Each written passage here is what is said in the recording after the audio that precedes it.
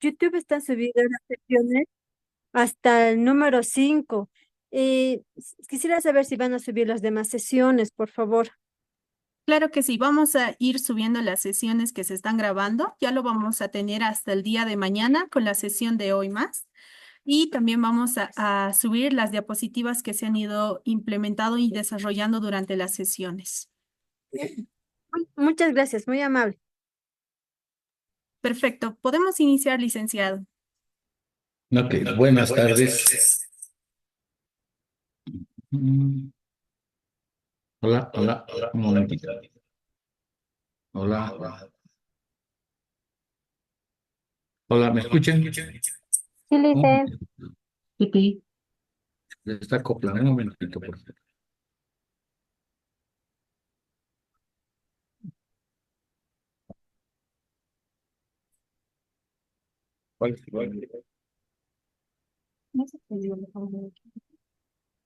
Mm.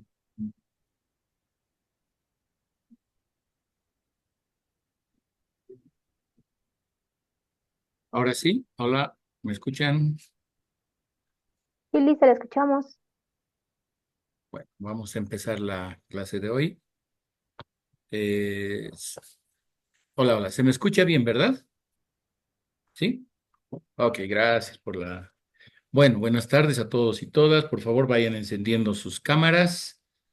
Quienes están con la cámara encendida tienen la asistencia al taller. Quienes no tienen la cámara encendida no cuenta como asistencia al taller o a la formación de hoy. ¿Ok?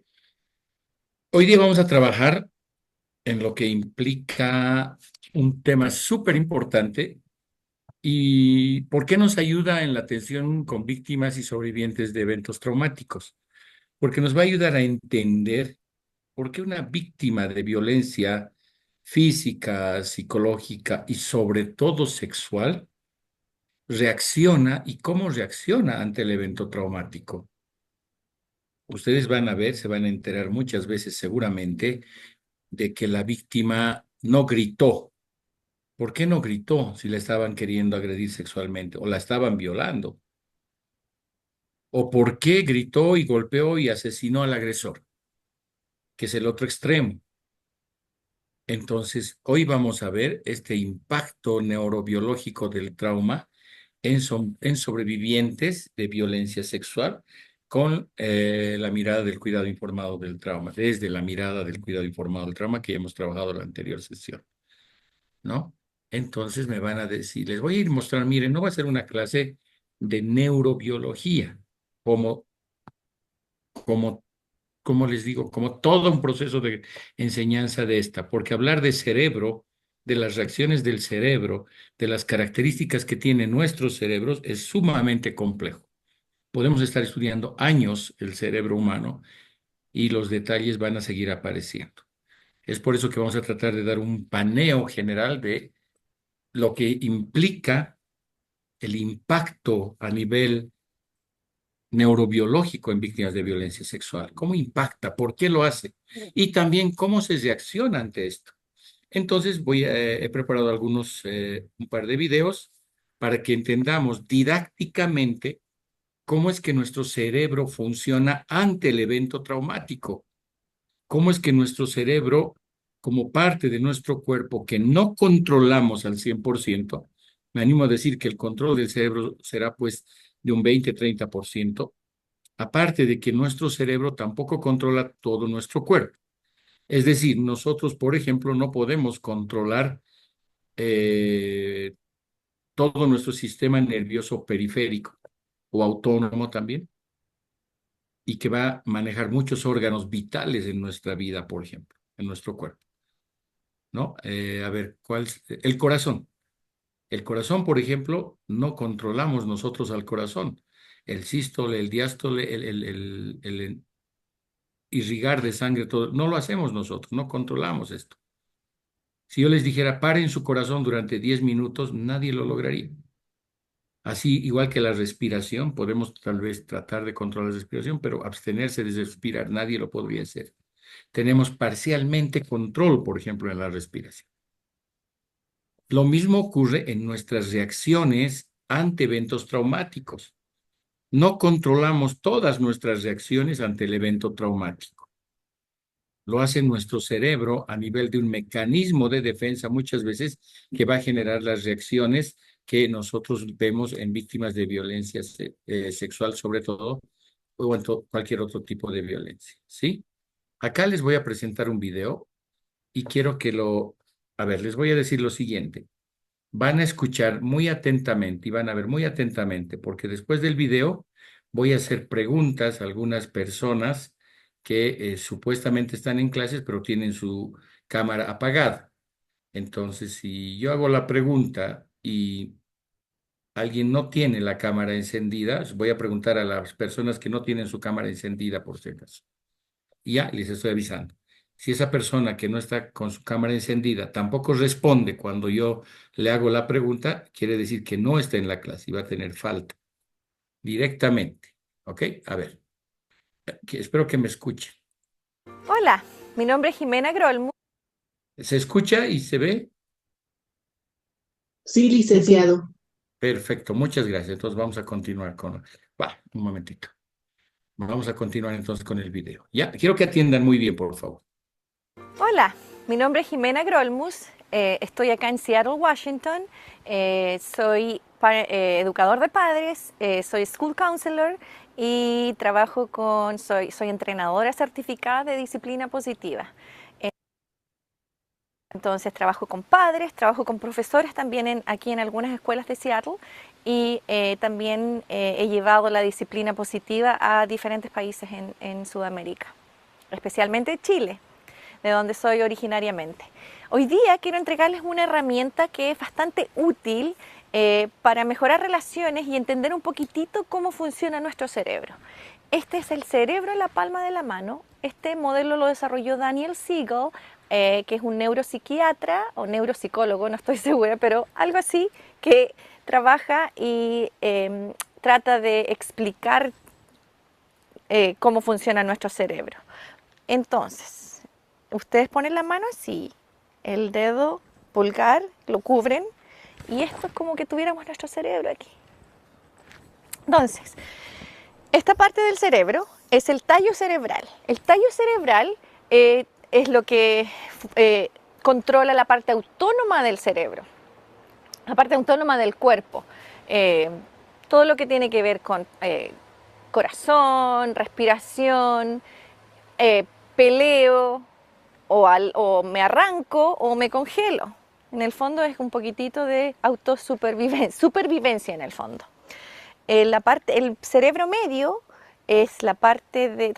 funciona también como radar de seguridad. Estoy seguro o no estoy seguro. Pero también donde están las emociones y los recuerdos. La parte de fuera, la corteza cerebral, es está la parte cognitiva, la parte, por ejemplo, el lenguaje, el habla, la parte motora, todo lo que controla esto, que es lo que nos hace humanos. Y la corteza prefrontal, que es donde están mis uñas, es donde están las funciones ejecutivas. Control, toma de decisiones, regulación de las emociones, regulación del miedo. En el fondo es el control, estar en control, cuando estamos así, nuestro cerebro está integrado. Cuando me sobrepasan las emociones, me enojo y tengo emociones muy fuertes, digo, me destapé. Y al destaparme, ¿qué pasa? Es cuando digo cosas o hago cosas que después me arrepiento. Entonces, tengo que esperar.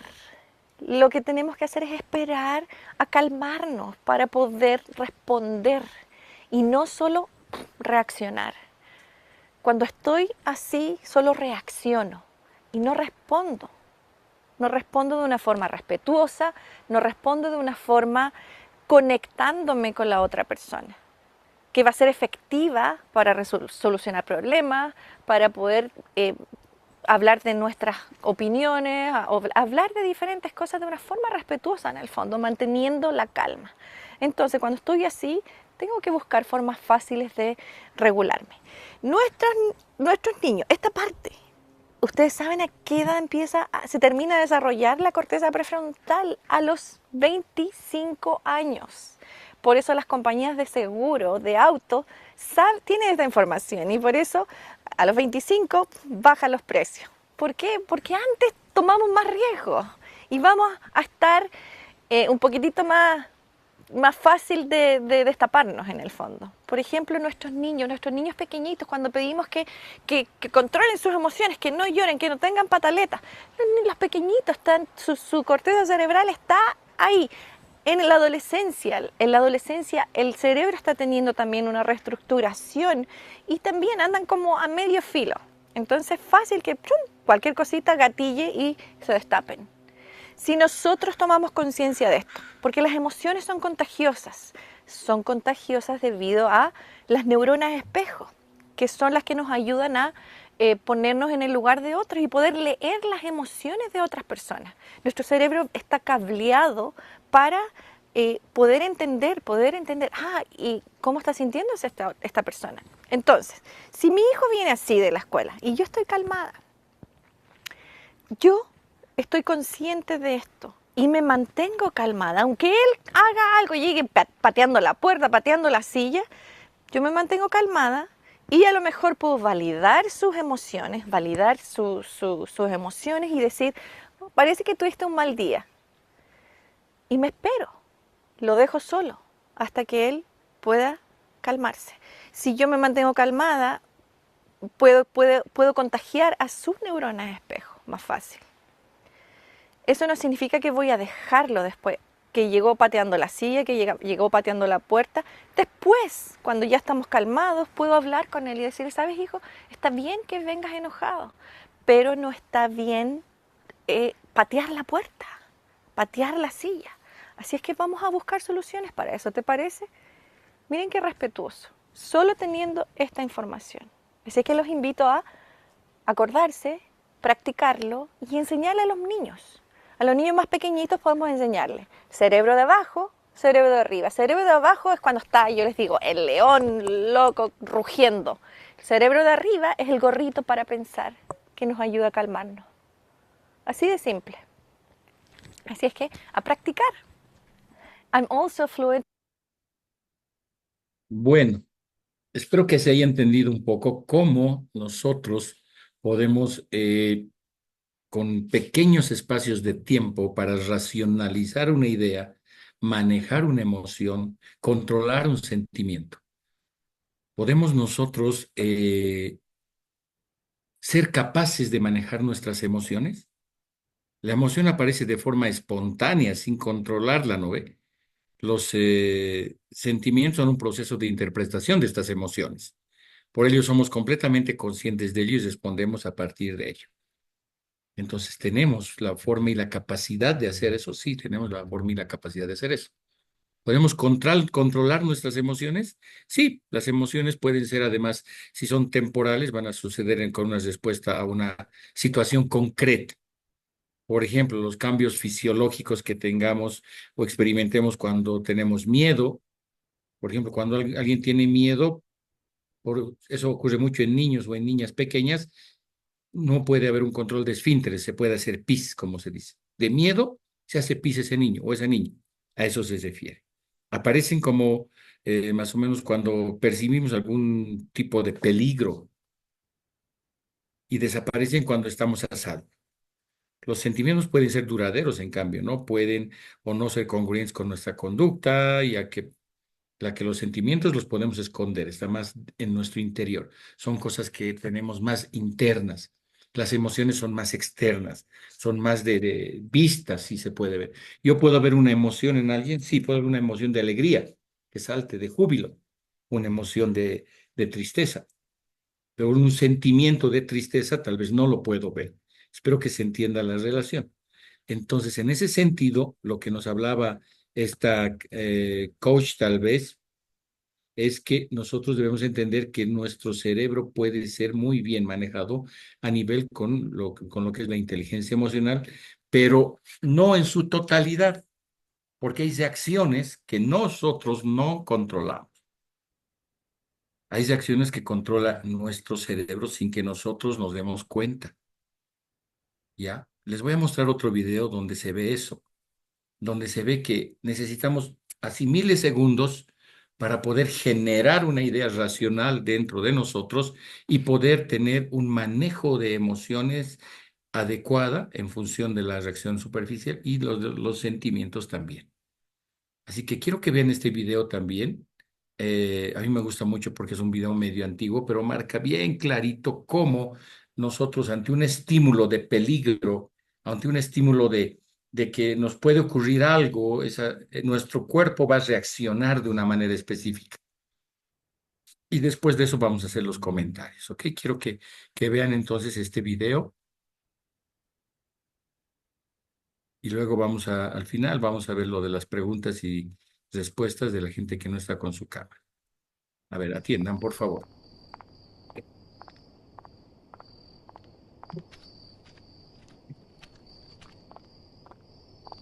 Nuestros cerebros tienen la capacidad de recordar todo lo que afecta directamente a nuestra supervivencia.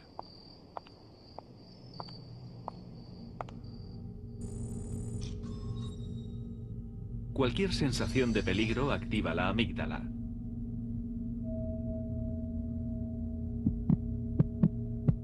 Aumenta el ritmo del corazón. La glándula adrenal, situada encima del riñón, recibe una señal del tálamo que induce la secreción de una hormona llamada adrenalina, que a su vez incrementa la velocidad del corazón.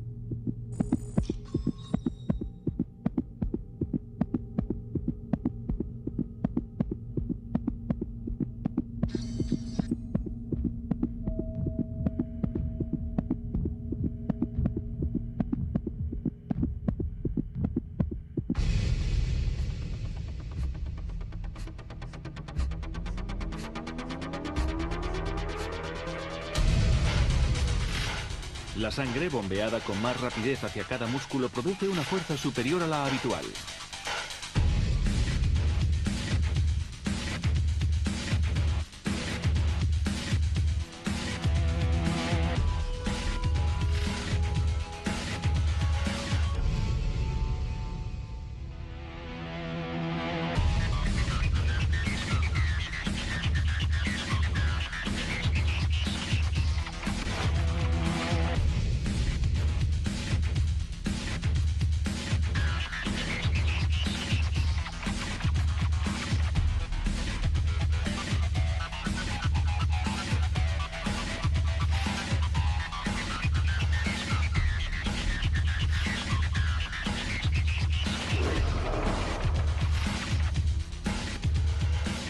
A esta reacción se la conoce como de lucha o huida. Esta nueva e inesperada fuerza que se genera en situaciones peligrosas forma parte de nuestro instinto de supervivencia.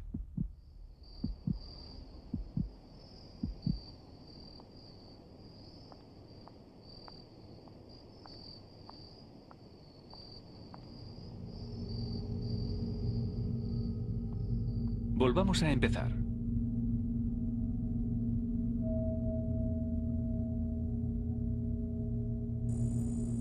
La amígdala reacciona a una sensación de peligro. Induce la secreción de adrenalina, la hormona del estrés, a través de la glándula adrenal, y el corazón empieza a latir más rápido. Los músculos se preparan para luchar o salir huyendo.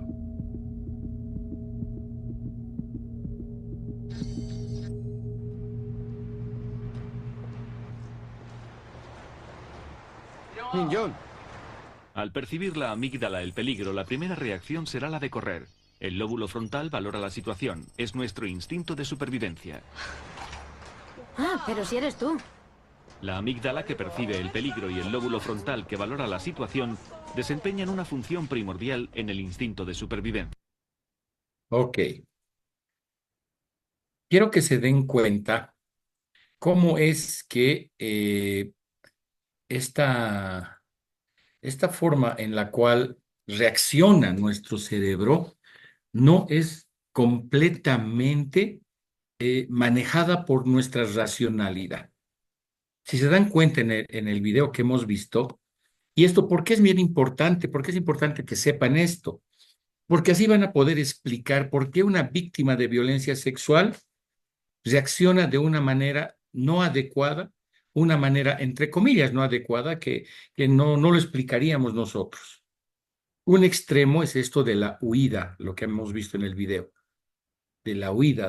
Nuestro mecanismo de defensa hace que escapemos del peligro y luego estamos corriendo y recién nos damos cuenta, ¿y por qué estoy corriendo? Porque ha tenido una reacción, digamos, cerebral ante ese evento, estímulo de la huida. El otro extremo es la parálisis, cuando la víctima se paraliza por el miedo y su forma de huir, de escapar de esa agresión, de ese momento, del evento traumático muy fuerte, es aislarse del mundo y quedarse quieto o quieta. Muchas víctimas de violencia sexual reaccionan de esta manera. Y cuando se les pregunta, pero ¿por qué no has dicho nada? ¿Por qué no has gritado? ¿No has hablado? Etcétera, etcétera. Ellos dicen, no podía ni moverme, me he paralizado. Van a escuchar muchas veces eso. ¿Y por qué no has reaccionado? Me he paralizado. Y algunos no creen eso, pero el cerebro hace esto. A manera de un mecanismo de protección, pueden tener dos reacciones el cerebro a través de la amígdala. Uno será de huida, de escapar antes de nada. Y el otro será de paralizarse al punto de despersonalizarse, que ambos son muy peligrosos a nivel cerebral. Pero bueno, vamos a seguir conociendo un poquito más con estos videos lo que es el cerebro y cómo funciona, solo en las partes que a nosotros nos interesa conocer, solo en eso. No vamos a ahondar mucho más, ¿ya? A ver, atiendan por favor, a ver, voy a ver si se puede poner este video. Bien. La amígdala es un conjunto de núcleos de neuronas Se localizados. escucha fuerte, ¿verdad? Están escuchando bien, ¿verdad? Ya, Sí. perfecto. Ya, perfecto. Vamos a continuar entonces, ¿dónde estamos? Sí. Quiero que atiendan muy bien. Ya, vamos. La amígdala es un conjunto de núcleos Uy, ¿qué pasó? Un ratito, por favor. Ahora de sí. neuronas localizadas en la profundidad de los lóbulos temporales. La amígdala forma parte del sistema límbico y su papel principal es el procesamiento y almacenamiento de reacciones emocionales. ¿Qué relación tiene la amígdala con las emociones? Es la responsable de que podamos escapar de situaciones de riesgo o peligro. La amígdala parece tener relación en el manejo de nuestras emociones, así como en otros procesos psicológicos básicos, como el aprendizaje y la memoria. La amígdala es como un interruptor que conmuta aquellos sentimientos que nos arrebatan la razón en los momentos de tensión. El secuestro por la amígdala es un término acuñado por el psicólogo Daniel Goleman, autor e investigador en el campo de la inteligencia emocional, que hace referencia a una explosión emocional que sobrepasa los límites emocionales habituales en el individuo. No estamos hablando de ningún trastorno psicológico, sino de un episodio de alta emocionalidad que llega a anular la capacidad de la persona para pensar con claridad, de forma que actúa totalmente cegado por sus emociones, secuestrado por su estado de alta activación emocional. La amígdala guarda y maneja nuestras emociones más irracionales. Se encarga de regular las sensaciones. La amígdala nos ayuda a buscar la estrategia necesaria para solventar una situación de estrés, miedo o peligro y nos da una visión equilibrada de lo que sucede a nuestro alrededor. En definitiva, es la parte del cerebro que permite que no nos dejemos llevar por el pánico y la ansiedad.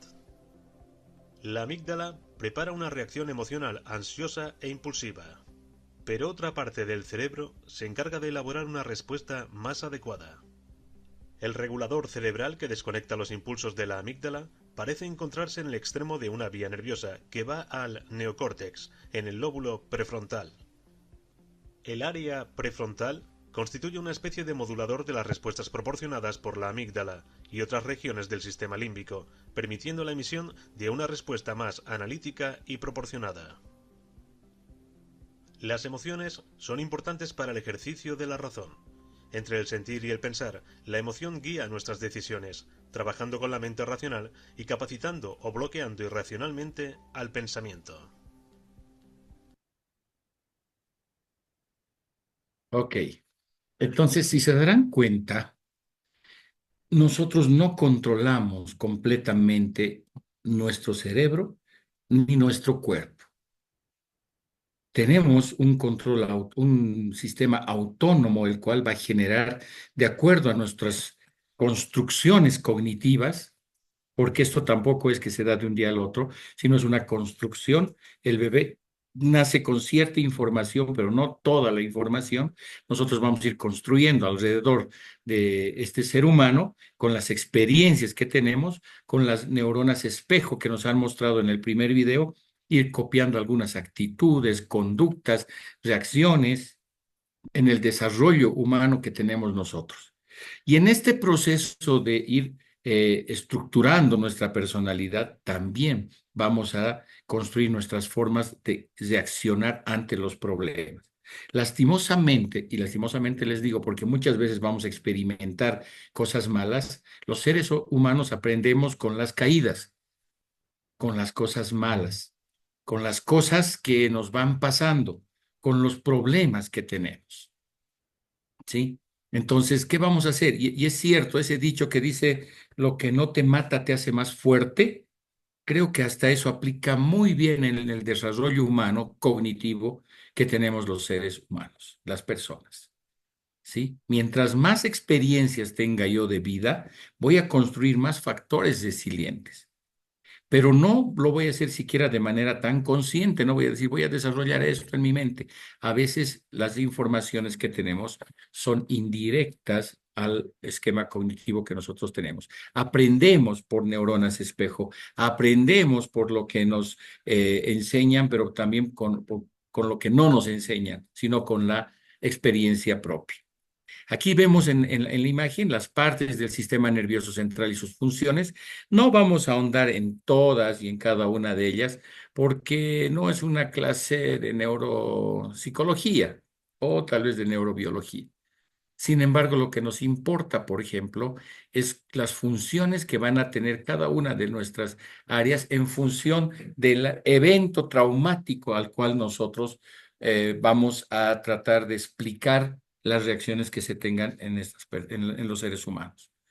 Hemos visto que sobre todo la amígdala es un controlador de lo que significa las respuestas de las personas ante los eventos traumáticos. En la estructura cerebral y el trauma, el hipocampo y la amígdala juegan un alto valor en lo que son las reacciones, pero también el lóbulo frontal a nivel de lo que significa la racionalización de las ideas. Esos milisegundos que tenemos para analizar el peligro si realmente existe. ¿Ya? Aquí vamos a ver, por ejemplo, en el hipocampo nos ayuda a comprender y proporciona el contexto que nos ayuda a interpretar mejor la situación que nos rodea. Pero la primera reacción que se tiene es a través de la amígdala, que va a causar unas respuestas o reacciones de lucha, huir o paralizarse. ¿Sí? Entonces se dan cuenta cómo nuestro sistema nervioso es tan mágico, tan increíblemente bien elaborado. Quienes creemos en Dios tal vez vemos ahí la magnitud de su, qué sé yo, de su poder para crear cada una de estas partes del cerebro que van a funcionar de acuerdo a lo que nosotros estamos viviendo.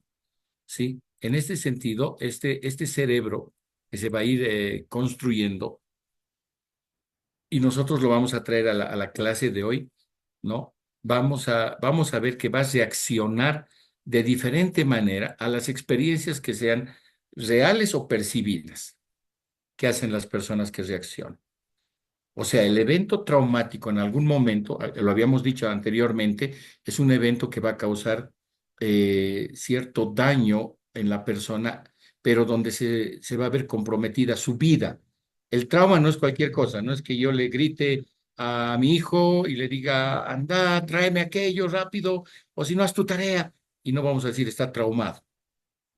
Hemos dicho que el evento traumático, la connotación más importante es que pueda correr riesgo la vida de alguien para que el trauma se quede y se genere ciertas reacciones alrededor de él, al punto de que se vuelva daño psicológico.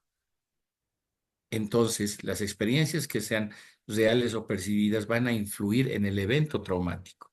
Para mí puede ser, a ver, si yo tengo una aracnofobia, una fobia increíble a las arañas. Es más, puede ser que nunca haya visto una araña, porque si no me desmayo y me muero. ¿Se dan cuenta? Puede ser que no lo haya hecho, pero mi percepción de lo que es solamente el concepto de araña puede hacer que yo tenga miedo de morir, y por eso se llama una un evento traumático a través de una fobia. Lo que existe en la experiencia es la amenaza, el desagrado visceral y el mismo miedo. La discriminación sensorial se va a hacer durante la amenaza.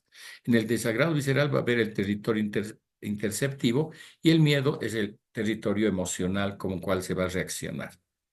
Aquí vemos en esta imagen, por ejemplo, la sensación de amenaza puede llegar a la amígdala por vía directa, es decir, por la vista. Si ven aquí a la derecha, esta persona, este cerebro está analizando a una serpiente. Ahora imagínense, ustedes están viendo la imagen, pero ¿a quién le ha causado miedo esta serpiente? A nadie, porque saben ustedes que es una imagen que está en una computadora y que está tan lejos de hacerles daño, porque su cerebro ya ha hecho ese análisis racional de que la imagen de esa serpiente, por más de que sea como la de aquí abajo que tenemos, esta imagen que es más real, tal vez más vivida que el dibujito, ni así nos va a asustar, ni vamos a tener una reacción traumática. ¿Qué pasa si yo odio a las serpientes? Y viene algún compañero, hermano, amigo, alguien bromista y me lanza una serpiente de goma muy parecida a la real, capaz de que de un brinco me desmayo o hasta me dé un ataque al corazón. Pero cuando lanza esa serpiente y es de goma y yo veo que no me ha causado ningún daño y nada, ¿cómo reacciono? Mi cerebro dice, alto, no tengas miedo. Eso es una serpiente de goma y no te va a hacer daño.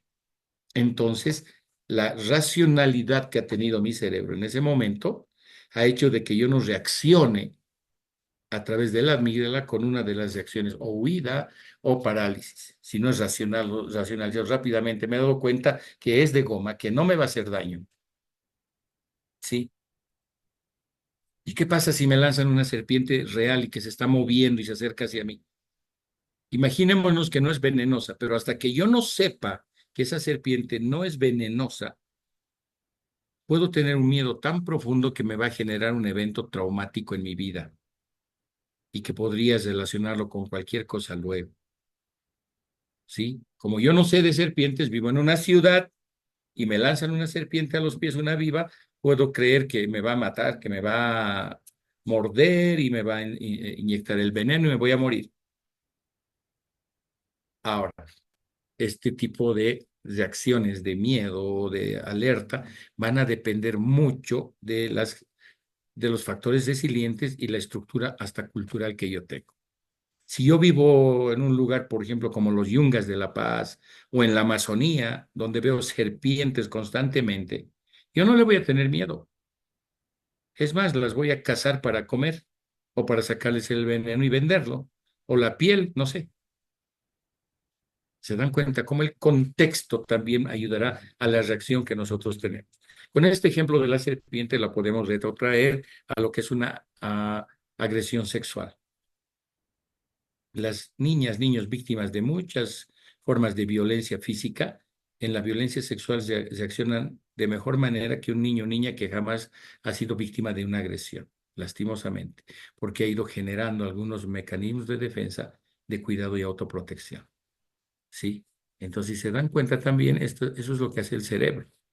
Ahora, el cerebro impacta de diferente manera en los seres humanos. El impacto del trauma en el cerebro puede ser también no por el estímulo real, no por ver la serpiente. Como vemos en este ejemplo, puede ser por la negligencia en el cuidado y el desarrollo cerebral de este ser humano. En estas imágenes que nos ilustran un poco el impacto negativo de la negligencia en el cerebro en procesos de desarrollo, vamos a ver en el cuadro de arriba, van a ver la imagen del cerebro de un niño de 3 años saludable, ¿no? Se dan cuenta cómo está lleno el cerebro, no tiene fisuras, tiene un desarrollo adecuado cerebral, los lóbulos también están bien divididos, con los surcos bien marcados, o sea, no hay mucho problema que se puede observar directamente, ¿no? Pero en la imagen de abajo es de un niño de la misma edad, de 3 años, pero sufriendo de severa privación sensorial por negligencia. Es decir, las que son mamás, las que tienen niños o hermanos, tienen que tener en cuenta que hay que dejar que estas personas investiguen el mundo, que aprendan poco a poco, que aprendan con el error y el acierto. Esa es la forma de estimular a través de sus sentidos un adecuado desarrollo cerebral. Les doy un ejemplo. Una madre que es sobreprotectora. Imagínense, el niño está caminando, 3 años, está caminando, se cae, y si la mamá va inmediatamente, corre y lo levanta y lo sobreprotege y no deja que él aprenda de sus caídas, puede ser un problema de negligencia en su desarrollo. Pero lo está cuidando, lo está protegiendo, sí, pero no está dejando que ese niño, esa niña, desarrolle sus capacidades resilientes, sus capacidades de desarrollo humano normales, de pararse cuando se cae, ¿no? Diferente a la madre que le dice, bueno, te has caído, levántate ahora, tú puedes hacerlo, no era tan grave tu caída. Claro, no vamos a ver que esté sangrando ese niño y decirle, parate, anda al médico solo, no lo vamos a hacer. La coherencia y la realidad le manejan los adultos. A ese niño, dependiendo de su caída, le dice, párate, tú puedes pararte, vamos, lo puedes hacer.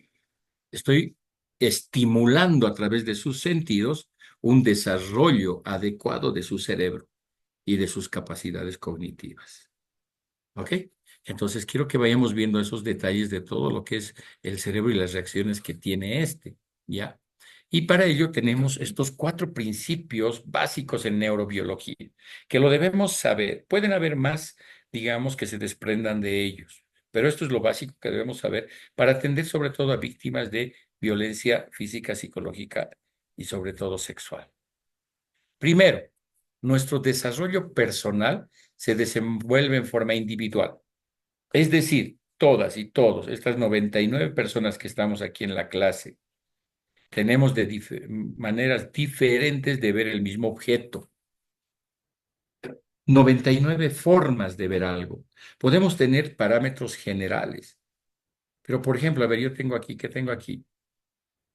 Un vaso, ¿no?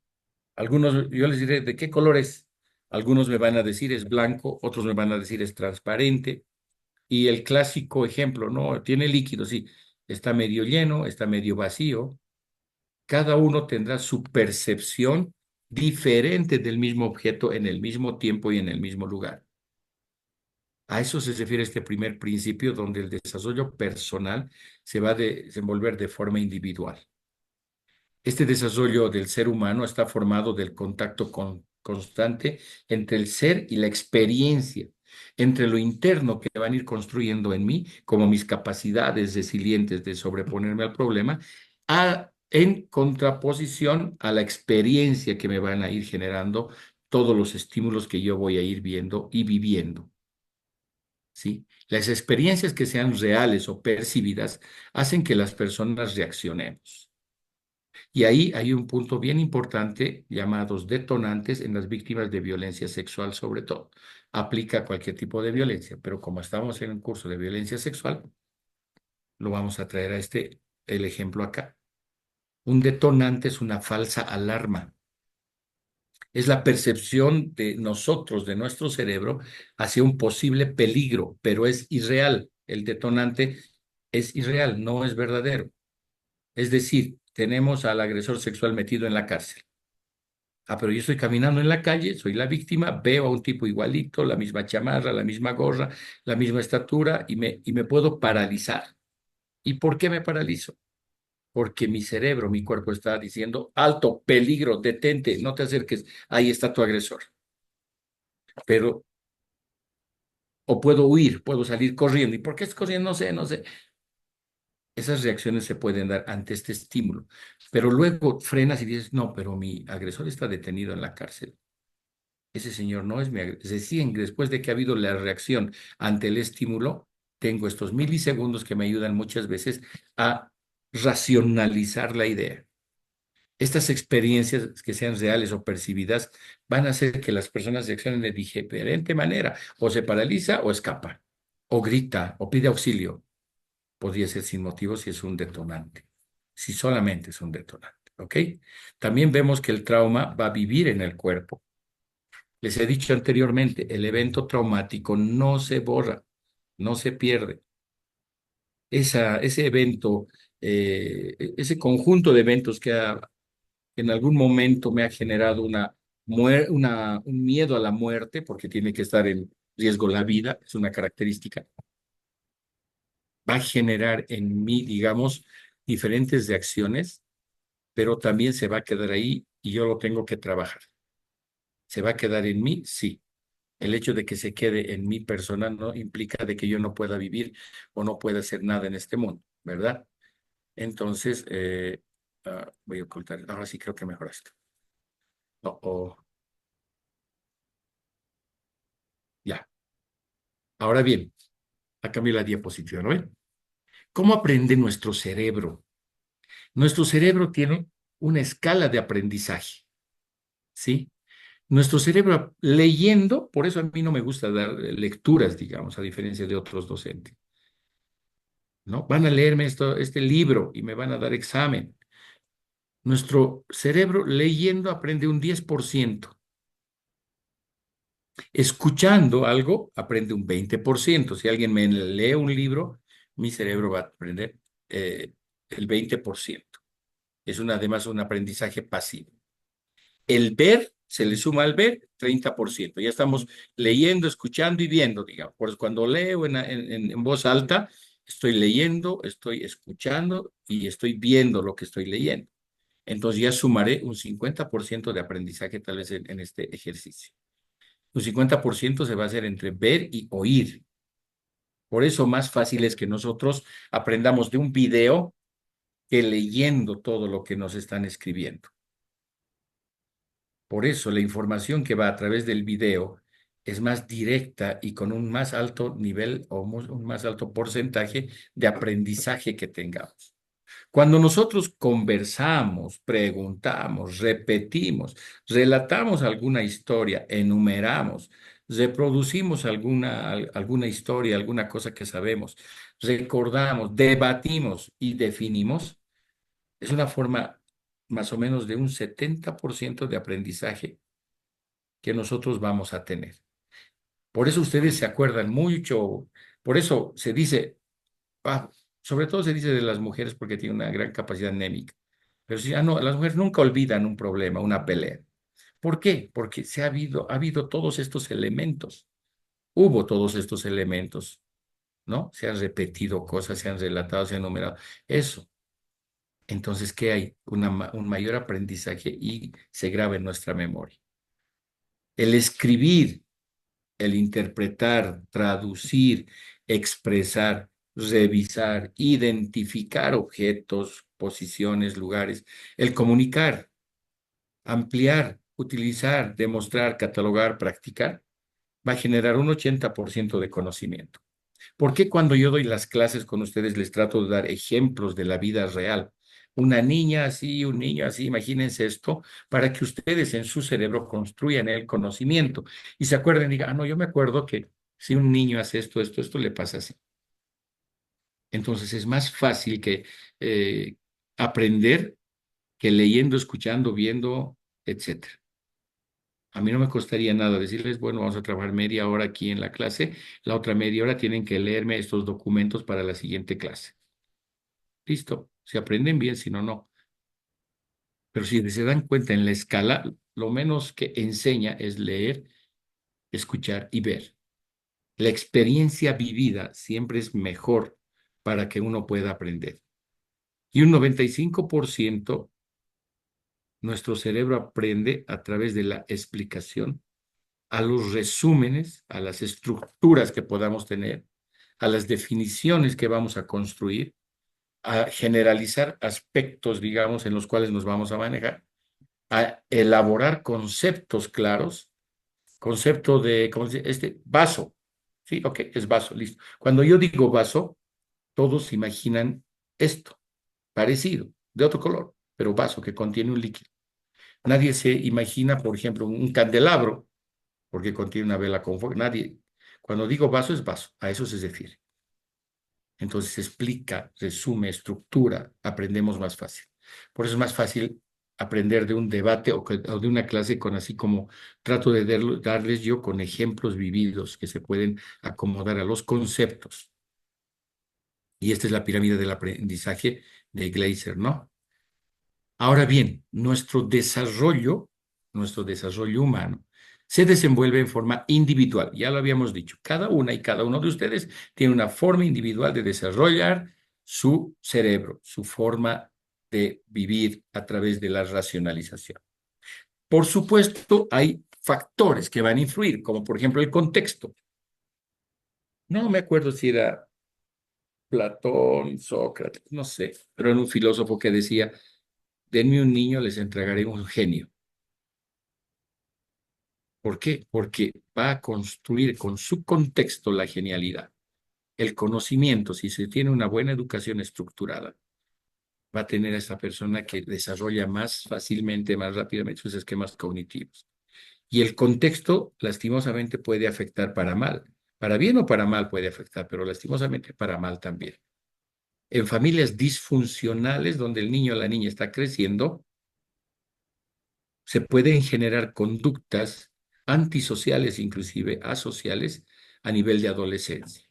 Su contexto de disfuncionalidad, de máxima violencia en la pareja, en la familia, en todo su contexto de familia en el que se desarrolla, puede generar una persona violenta. Puede, no estoy diciendo que es una regla, puede hacerlo, como que no puede hacerlo también.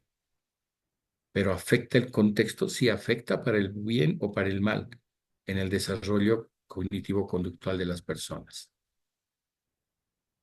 El desarrollo también se desenvuelve en función de las personas. ¿Quiénes tenemos a nuestro alrededor? ¿Quiénes influyen en el desarrollo? Es por eso que muchas mujeres que tienen 4 o 5 hermanos varones se van a dar cuenta que entre juego y juego ellas han aprendido a ser muy fuertes a nivel físico sobre todo. ¿No? A viceversa, de que un niño que vive con puras hermanas, 5 mujeres, también sus conductas van a ser muy diferentes al niño del anterior ejemplo. Las personas que están en su alrededor, en su contexto, van a influir en sus procesos de desarrollo humano, ¿sí? Y por supuesto, ante esto, las respuestas serán diversas. Ante el trauma no respondemos de igual manera. Como no somos iguales en todas nuestras estructuras de desarrollo humano, tampoco reaccionamos de igual manera todas y todos. Mi hermano o mi hermana reaccionará de diferente manera al mismo estímulo que se me presenta a mí, porque son construcciones diferentes, personas diferentes donde su desarrollo cognitivo, conductual, social, etcétera, su desarrollo humano es diferente al mío. Ante el trauma no se responde de igual manera entonces. Podrán responder de manera más resiliente, menos resiliente, más traumática, más depresiva, ansiosa que la otra persona que no, pero son gemelas idénticas, lo siento. Se responde de diferente manera, son diferentes estructuras cognitivas, sociales, etcétera.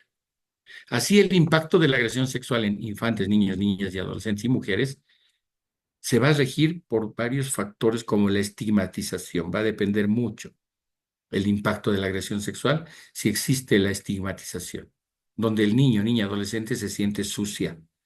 Este sentimiento de culpa de niño, niña, adolescente, de sentirse sucia, muchas veces va a hacer que inmediatamente después de la agresión sexual, esa persona se quiera bañar. Dice, me quería quitar el olor, el sentimiento, eso es lo que me ha dañado. Y muchas veces se pierden ahí las pruebas en procesos judiciales, ¿no? La estigmatización hace que la persona piense que perdió su valor, sobre todo como mujer. ¿Y por qué hablo más de mujer? Porque lastimosamente 9 de cada 10 casos de violencias y sobre todo violencia sexual se da contra el sexo femenino, que perdió su dignidad y que si es hombre perdió su hombría, su dignidad de mujer, su concepto de hombre o de hombría. Se van a dar cuenta que hay muy pocas denuncias, no diré ninguna, pero muy pocas denuncias de hombres que denuncian violación sexual o maltrato físico de una mujer. Es muy raro encontrar ese tipo de denuncias. El desamparo es esa sensación de impotencia que tiene esa víctima. El sentirse desamparada, sola, sin que nadie le entienda y le ayude. Es más, va donde alguno de nuestros... oiga, me dicen que está el volumen bajo. A ver, ¿es verdad? ¿Por qué no me lo han dicho? A ver, yo tengo al 100. ¿Me están escuchando bien? Se escucha bien. No se lo escucha. Ah, ya, porque me acaban de escribir y me dicen que se escucha apenas, me han dicho. Se Ya, escucha bien. perfecto, entonces continuaremos. Debe ser, por favor, colega, debe ser de su aparato, de su equipo, debe ser, busque el volumen. Ok, continuaremos. Entonces, veamos también esta sensación de desamparo es muy común en víctimas de violencia sexual. La víctima de violencia sexual se siente sola, desamparada, ¿sí?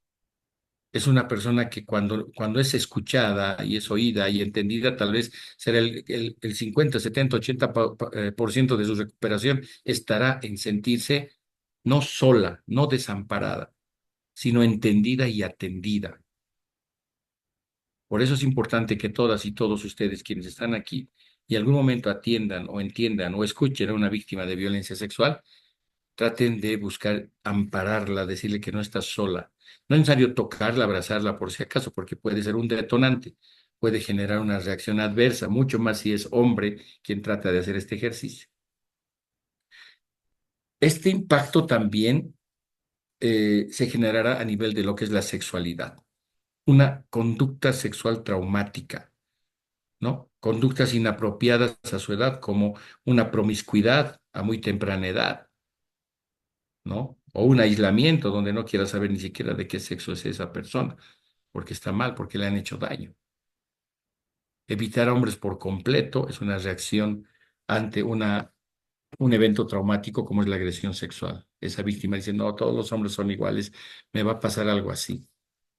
La promiscuidad, les había dicho, es uno de los extremos que por impacto puede generar evento traumático y, por supuesto, la identidad sexual podría ser afectada. Ahora, no es cierto que las víctimas de violencia sexual van a ser agresores sexuales, no necesariamente. O que las víctimas de una violación sexual van a ser homosexuales. No es así. ¿Se puede dar? Sí, se puede dar. Se puede dar también, es tan relativo como que decida un día una persona ser del otro género. Listo. Sí, entonces la sexualidad traumática va a implicar ello. ¿Cuándo, ¿cuándo será entonces que necesita ser referido inmediatamente a un profesional de psicología o psiquiatría? ¿Cuándo creen ustedes que tendría que ser derivado? Primero tendríamos que hacer un análisis respecto a el peligro para sí mismo. Nosotros, los psicoterapeutas, tenemos un contrato de confidencialidad con el paciente cuando llega a recibir, ¿cómo les digo?, una agresión sexual. Cuando nosotros vamos a atender un proceso psicoterapéutico, nosotros tenemos un contrato de confidencialidad, pero puede ser roto.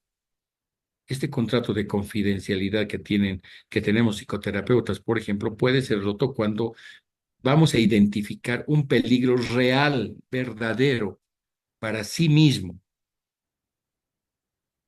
como por ejemplo pensamientos suicidas o la ideación suicida. ¿Qué tal si viene el paciente o se encuentra con ustedes y les dice, quiero confiar en ti, pero prométeme que no vas a decir nada a nadie? Y ustedes les dicen, sí, te prometo que no le voy a decir nada a nadie, contame lo que quieras. Y les dice, te cuento que me voy a suicidar esta noche. Compré el raticida o conseguí la cuerda con la que me voy a ahorcar, lo voy a hacer en mi baño o en mi dormitorio y estoy cansado de todo esto.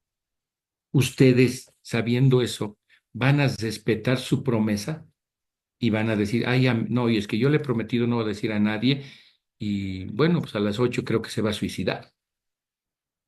No se puede, ¿se dan cuenta?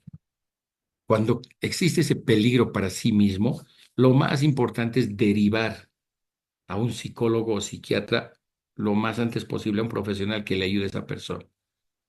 Y por supuesto, tendría que aprender a romper cualquier promesa porque estoy velando su interés superior, su integridad física emocional, porque tiene una ideación suicida que la podría consumar en cualquier momento. También cuando existe peligro para los demás, imagínense que esa paciente, esa persona que va donde usted les diga, voy a matar a mi padre esta noche. Y ha listado todo.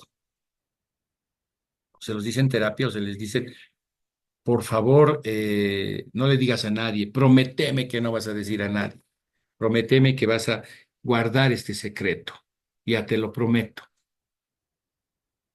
Y dice, voy a matar a mi pareja, he conseguido raticida, o tengo un cuchillo que ya lo he afilado, o tengo una cuerda para colgar a mi esposa, a mi esposo, no sé. Cuando existe este peligro, también se debe referir inmediatamente al psicólogo o psiquiatra, pero también a la autoridad competente. Y les van a decir, pero tú no has respetado la promesa, sí, porque no podía hacerlo. No podía permitir que destroces la vida de alguien o destroces tu vida misma. Se va entendiendo, ¿verdad?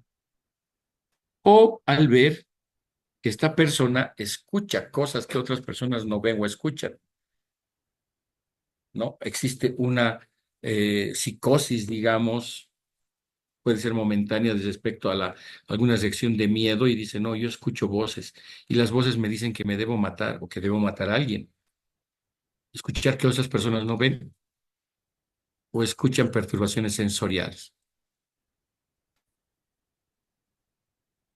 Ah, ya. Permítanme un segundito, por favor, no sé qué está pasando en la oficina. Espérenme un segundo, por favor.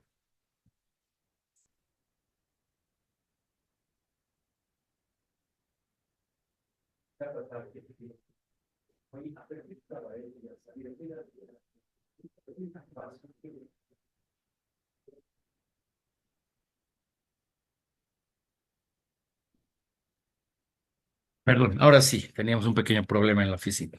Entonces, ante esto, ahora vamos a analizar el impacto del trauma según las etapas del desarrollo humano. No es lo mismo un evento traumático que se genere en un niño o niña de 2 años o un impacto traumático en una adolescente o en un adulto. Influyen, hay muchos factores que influyen. Por ejemplo, los niños pequeños de 0 a 3 años el impacto del trauma, perdón, se ha movido esto. El impacto del trauma va a generar en estos, por ejemplo, sensibilidad al ruido. Niños víctimas de agresiones físicas, psicológicas y sobre todo sexuales van a tener alta sensibilidad al ruido, a los gritos, a las voces elevadas. Alguien les va a decir, ven, y van a tener una reacción de sobresalto, una mayor respuesta de sobresalto, van a tener, ay, perdón, y ustedes grítenle a ver a algún niño que es víctima de violencia, o sea, no les digo que les griten a propósito, cuando vean, digamos, a alguien que les grita, se van a dar cuenta de su reacción. Cuidado, vayan a gritar a sus hermanitos, hermanitos, hijitos, ¿no? Es que estaba comprobando su reacción, pero se van a dar cuenta que un niño, una niña de 0 a 3 años, cuando ha sido agredida física, psicológica o sexualmente, va a tener un mayor sobresalto que un niño que nunca le han tocado, nunca le han hecho nada. Existe la confusión acerca de qué es peligroso y qué es seguro. No hay que olvidar que el agresor sexual es alguien del entorno familiar. Ese entorno familiar que se puede volver nocivo para esta persona. Entonces, va a haber esa confusión. Imagínense que el agresor sexual es el padre. Y cuando hablamos con la víctima de violencia sexual y decimos, ¿y ahora qué quieres hacer? No sé, es mi padre, es mi papá, lo amo a mi papá, pero también lo odio a mi papá. Lo amo porque es mi papá, pero lo odio por todo lo que me ha hecho, por todo el dolor que me ha causado. Esa confusión acerca de lo que es peligroso y seguro va a existir en niños de 0 a 3 años muy latentemente. El miedo de ser separado de las personas, lugares y familiares. No hay que olvidar que está en un proceso de construcción afectivo-emocional conductual esa persona. Tiene miedo a separarse de la mamá, del papá. Tiene miedo de alejarse de ellos. Está en un proceso de formación. Sin embargo, y he puesto de 0 a 3 porque de 0 a 3 es cuando no han ingresado todavía al ámbito escolar, que es otro tipo de relacionamiento e interacción social que va a tener el ser humano. De 0 a 3 años vive con la mamá, el papá todavía. Antes era, les cuento, de 0 a 4 o a 5 años, porque solamente se los metía al pre-kinder y al kinder a los niños para escolarizarlos, que se separaban un poco de papá y mamá. Pero ahora las mamás se deshacen más antes. Bueno, no quiero decir se deshacen. Las mamás ahora tienen que trabajar y tienen que dejar a los niños en guarderías, en nidito, en lugares educativos especiales, hasta incluso a sus 2 o 3 años. Sin embargo, tomando parámetros generales, hablamos de que los niños en edad de 3 a 12, niños o niñas en edad educativa, digamos, de 3 a 12, se van a generar en ellos ante una agresión sexual, un evento traumático, cambios emocionales.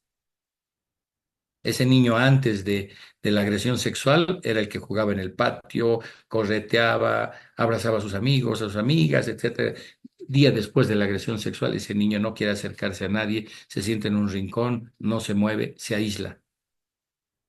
O lo contrario, tiene conductas hipersexuales. Anda queriendo tocar a las niñas, a los otros niños, de sus genitales, etcétera, etcétera. Un problema exagerado, digamos, de lo que es su sexualidad. Problemas de aprendizaje, no va a poder aprender bien. Ansiedad y miedos específicos, ¿a qué se refiere? La agresión sexual la hizo el regente en el recreo en el colegio. Ese niño, esa niña va a tener miedo al regente, al colegio y, ¿qué se llama? Y a la unidad educativa. No va a querer ir al colegio. Entonces son miedos específicos al estímulo que le ha generado esta ansiedad, este proceso traumático. Sin embargo, puede también buscar la atención. Para ello, muchas veces, como un mecanismo de defensa, estos niños, niñas, adolescentes tienen retrocesos en su desarrollo cognitivo y hasta social. Niño de 3, 4 ya estaba hablando bien y empieza a retroceder en su lenguaje. Ya no habla bien porque está buscando la atención, que alguien le diga, ¿qué ha pasado? ¿Por qué me estás hablando así? La reversión a comportamientos más jóvenes se refiere justamente a eso lo que les acabo de decir. Estaba en un desarrollo humano muy bueno, 3, 4 años y hablaba muy bien, decía, hola papá, mamá, buen día. Después de la agresión sexual, hola papá, mamá, buen día, capaz de decir así. Esta reversión a comportamientos más jóvenes es muy común por una demanda de atención, por una falta de seguridad, y ellos estaban desarrollando bien sus vidas. Después de la agresión sexual hay un freno y una reversión al comportamiento más joven que tenía. Y en la adolescentes y jóvenes se introduce en estas reacciones todo lo que son las reacciones de erotismo de adolescentes. Entre 13 y 21 años, 13 a 18 es por si acaso legalmente, pero muchas veces, bueno, yo lo alargo un poco a los 21 porque tenemos adolescentes en el concepto de adolescente del que no hay madurez psicológica social hasta gente de 21 años.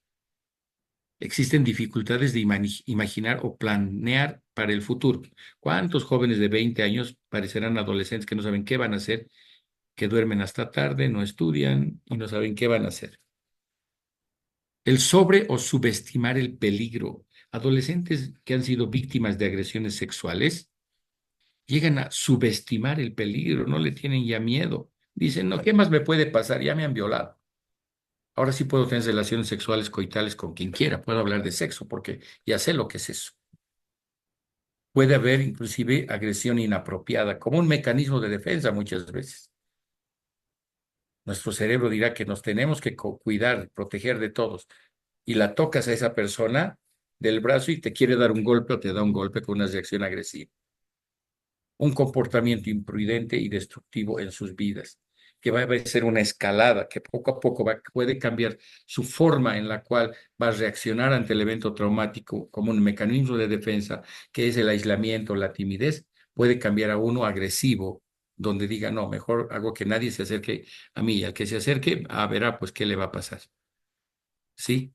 Para ir cerrando la clase de hoy, los puntos claves del aprendizaje que hemos visto, creo, hoy día, es que el trauma impacta el desarrollo cerebral.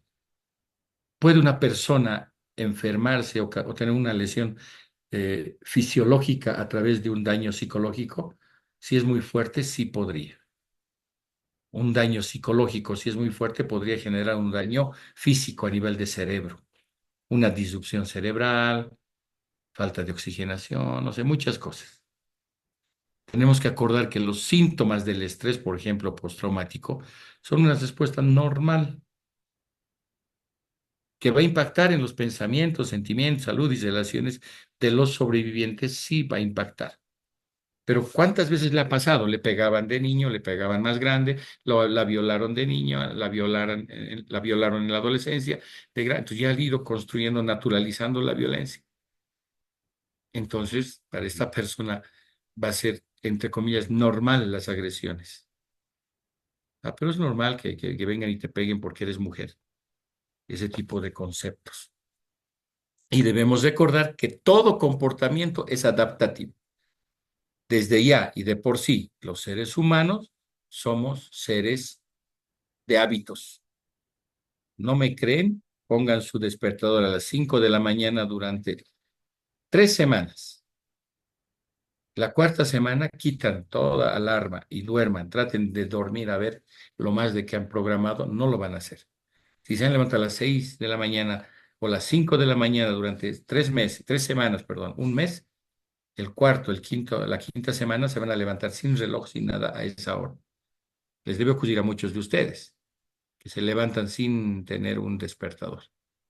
Entonces, todo comportamiento es adaptativo, se adaptan. Por eso son sobrevivientes, se adaptan a nuevas formas en las cuales van a construir sus vidas. Los efectos vistos en los sobrevivientes son para obtener comodidad y control de sus vidas, no el control de otra persona sobre sus vidas, para hacer frente a un mundo aterrador. Cuando decimos quiere el adolescente, quiere control, sobre todo después de una agresión sexual, que dé mucho cuidado. ¿Sí? Entonces, hasta aquí vamos a ver la clase de hoy. No sé si hay preguntas o respuestas o comentarios. Hemos hablado ya de los desencadenantes.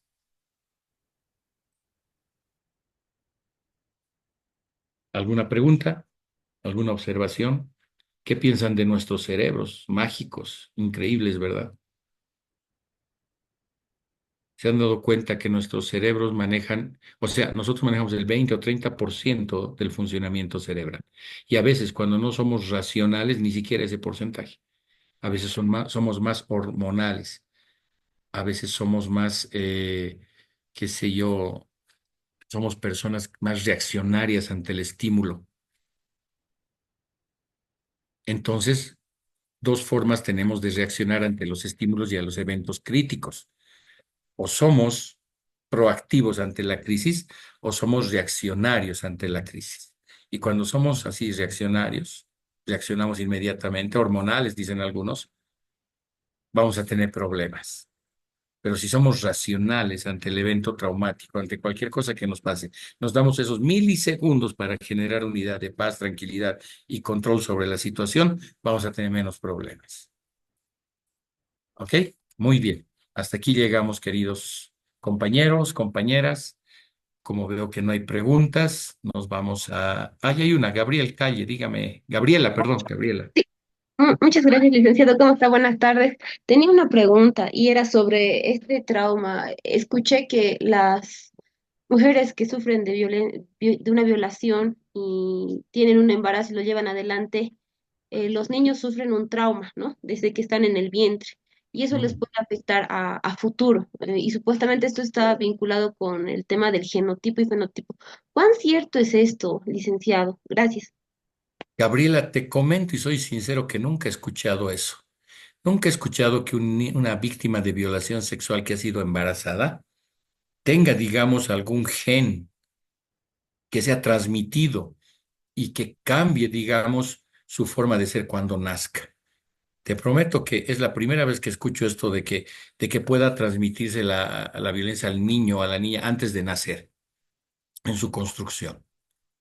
La conducta humana se construye cuando estás en el vientre, en los primeros estímulos que se van a generar alrededor de ese bebé en el vientre, ¿no?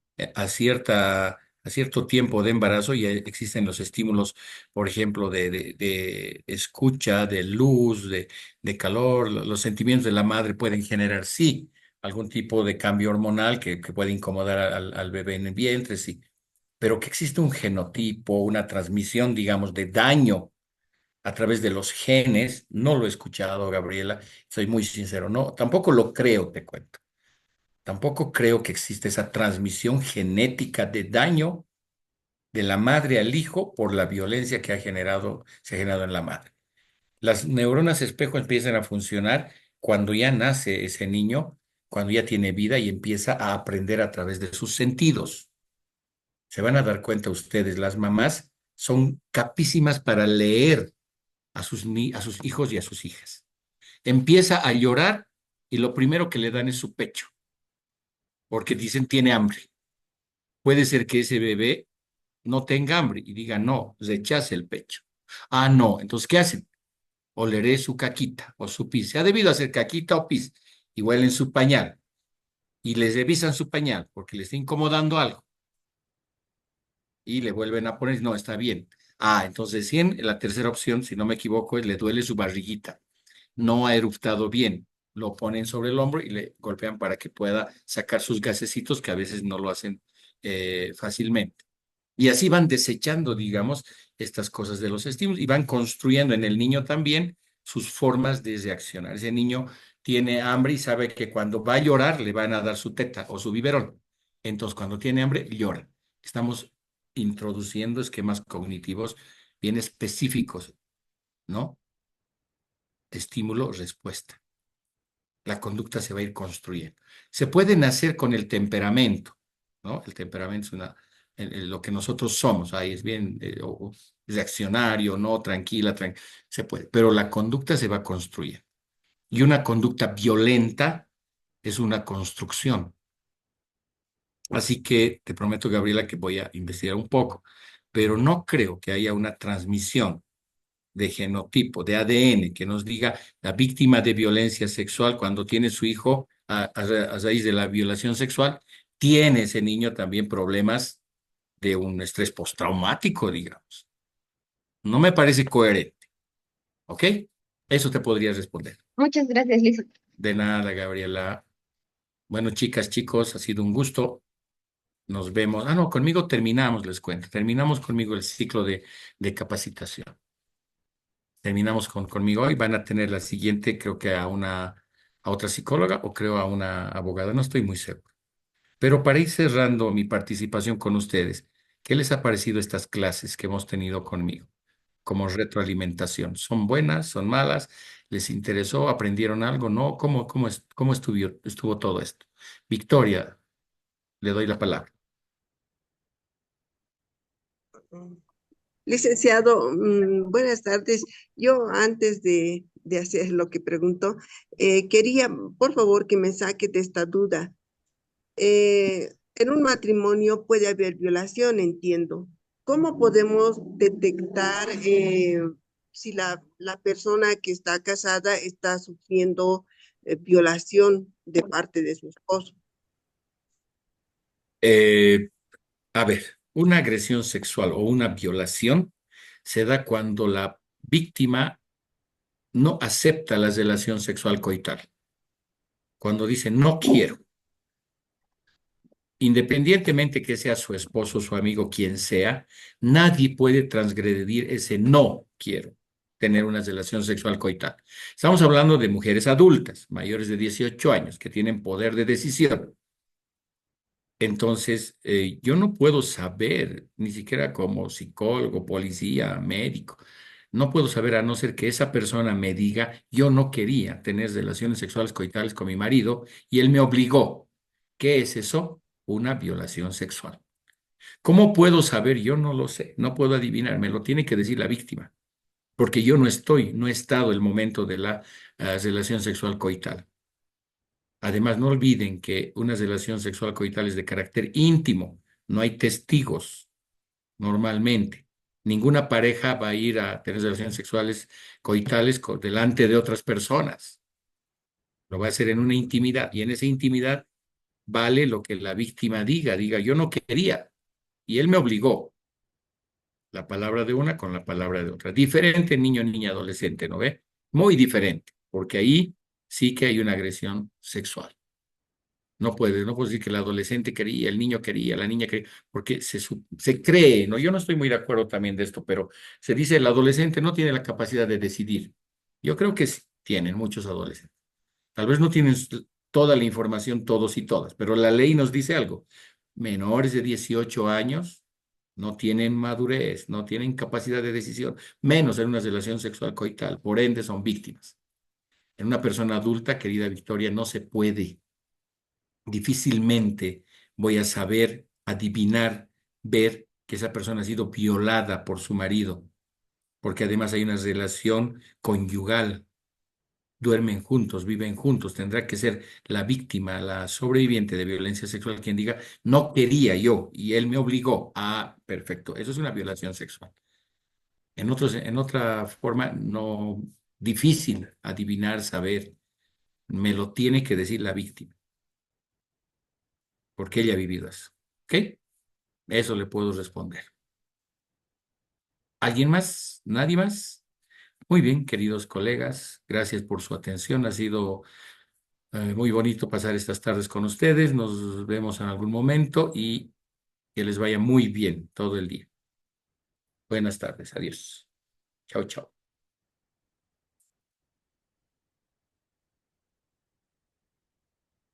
Voy a estar leyendo sus comentarios.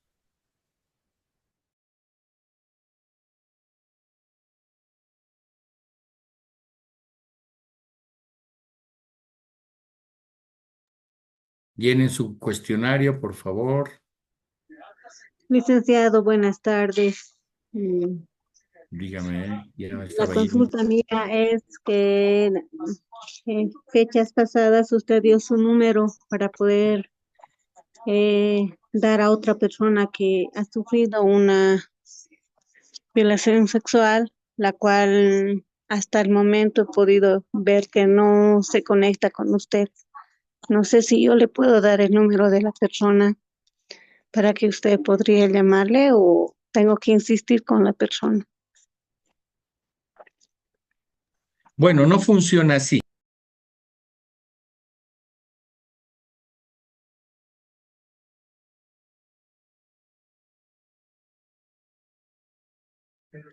Se quedó sin micrófono, licenciado. Perdón, ahora sí, perdón. Yo Ahora bien sí, lindo me licenciado. estaba emocionando en la respuesta. A ver, no funciona así, Rosa Isela. Yo no puedo llamar a los pacientes para que sean mis pacientes. No es correcto ni ético. ¿Qué es cómo se debe hacer? La víctima o sobreviviente debe tener en algún momento la capacidad de pedir ayuda, de necesitar ayuda y de decidir que quiere hacer algo en su vida. Eso es lo básico. Entonces usted tiene que hablar con ella y decirle, yo he conseguido ya un profesional que te pueda ayudar en tu problema. No te va a cobrar ni un boliviano, llámale, aquí está. Es parte de un proyecto en Misión Internacional de Justicia. El proyecto se llama Fénix y trabajamos con víctimas de violencia sexual. Eso le explica, le dice, la convence, me llama, la primera vez que me llame, yo voy a hablar con ella, le doy una cita, viene aquí, conversamos, vemos si se puede aceptar el caso, si se puede trabajar, si ella también lo va a aceptar, por supuesto, porque se le van a proponer cosas. Así que esa es la forma. Yo no le puedo llamar, a ningún paciente llamo. No es lo correcto. O sea, tiene que venir la paciente, el paciente tiene que buscar, tiene que estar segura de que quiere ayuda. Es una regla básica de todo psicoterapeuta, por si acaso. ¿Ya? Eso. Ahora Muchas sí. gracias, licenciado. Muchas gracias. Y Que les vaya muy bien. todo el Quizás mundo. ¿Qué? quizás podría darnos nuevamente su número, por favor, Les acabo de mandar ahorita. No sé si está ahí. A ver. y tal vez LinkedIn para poder contactarlo en el futuro.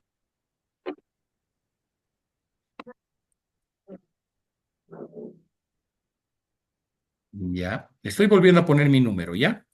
Cualquier cosa me llaman o se comunican conmigo. Con las personas que sufrieron violencia, que también pueden conocer las personas que sufrían violencia psicológica intrafamiliar.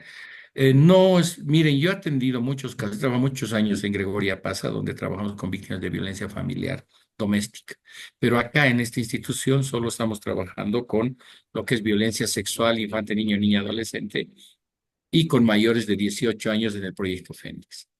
Así que no puedo hacerlo de aquí desde el proyecto. Tendrían que trabajar con alguna institución o buscar tal vez a los SLIMs para ver cómo les derivan. Sí, muy bien. Gracias. Chao. Les vaya muy bien. Adiós. Gracias, licenciado. Hasta luego. Hasta luego, Liz.